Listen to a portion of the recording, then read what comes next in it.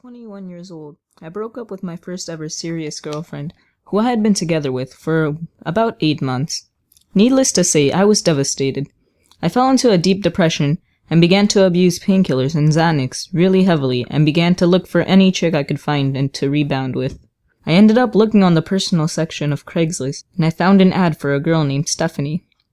I began talking to her and I arranged for her to come pick me up one night. We had intercourse that night and decided to make it a regular thing. She was an older lady, about 35, and a bigger girl, but she had her own apartment and enough money to keep me loaded on as much drugs and alcohol as I wanted. To be honest, I kind of used this lady and used her as my sugar mama, for a better lack of a word.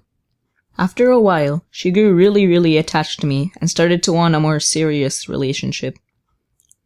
Eventually, she started dropping hints about wanting to get married. She said she wanted to do this to help me out so she can get me on her insurance, so I can get help for my drug and alcohol problem, which I refused to consider. One day, we got into a big argument and she told the police that I had been abusing her and got a temporary restraining order on me. A week after she did this, she called me crying her eyes out, saying, "Please forgive me, I love you," and all this other stuff. She said she wanted to come pick me up, to buy me some dope and alcohol and get me something to eat. And being the addict I am, I of course accepted. From the moment she picked me up, I noticed she was acting kind of odd. She was usually really talkative and was always on my ass, wanting to talk to me about this and that, but on this day, she was oddly quiet. When we got to her apartment, after I walked in, she immediately pushed me on the couch and pulled my pants down and began giving me head. Then she climbed on top of me and began riding me, and she seemed angry when I didn't come inside her.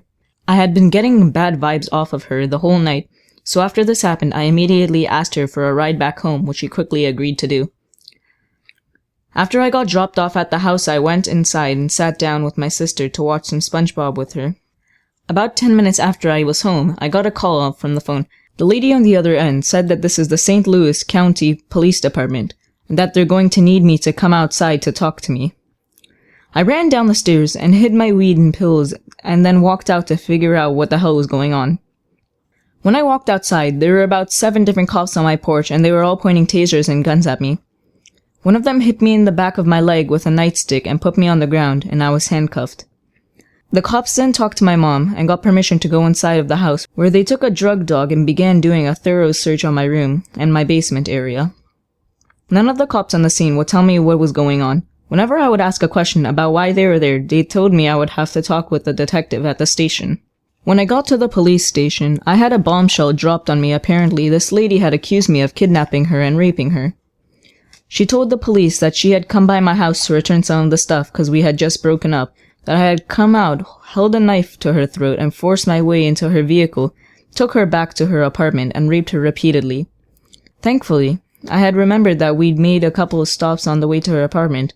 She had gone inside of a gas station to get a couple of packs of cigarettes with me, so there is no way that I could have kidnapped her.